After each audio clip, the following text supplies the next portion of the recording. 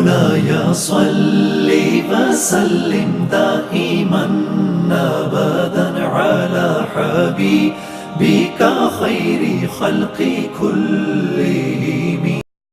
بسم اللہ الرحمن الرحیم. السلام علیکم. الجابر چینل پر آپ کو خوش آمدید کہتے ہیں. آج کی ویڈیو میں ہم آپ کو حضرت محمد صلی اللہ علیہ وآلہ وسلم یہ 300 معجزات میں سے تیسرے معجزے کے بارے میں بتائیں گے.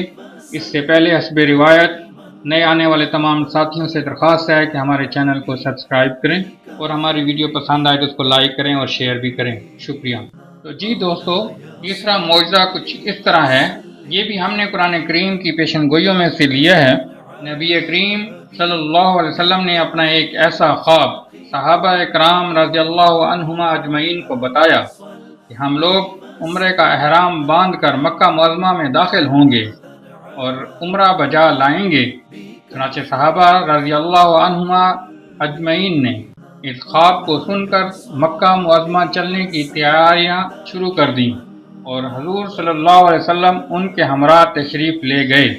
لیکن وہاں جا کر کافروں نے مزاحمت کی اور آپ صلی اللہ علیہ وسلم نے حدیبیہ میں قیام فرمایا اور کفار مکہ سے گفتگو ہوئی. وہاں ایک صلح نامہ مرتب ہوا جس کو صلح حدیبیہ کے نام سے کتابوں میں ذکر کیا جاتا ہے. صحابہ رضی اللہ عنہما اجمعین غمگین ہو کر واپس ہوئے. راستے میں سورہ فتح نازل ہوئی جس کے آخری رکوع میں اللہ تعالیٰ نے اپنے پیغمبر حضرت محمد صلی اللہ علیہ وسلم کے خواب کی توثیق کی اور فرمایا یہ خواب آئندہ سال کے متعلق ہے. اس سال یہ پورے ہونے والا نہ تھا بلکہ اس کی تعبیر آئندہ سال پورے ہونے والی ہے. چنانچہ یہ خواب والی پیشن گوئی آئندہ سال پوری ہوئی اور صحابہ کرام رضی اللہ عنہم اجمعین نہایت اطمینان کے ساتھ ارکان عمرہ بجا لائے اور عمرے سے فارغ ہو کر مدینہ منورہ بخیریت تمام واپس ہوئے اور یہ پیشن گوئی بھی لفظ بلفظ پوری ہوئی. اس کے لیے آپ سورہ فتح کا آخری رکوع اور اس کی تفسیر دیکھ سکتے ہیں. سبحان اللہ.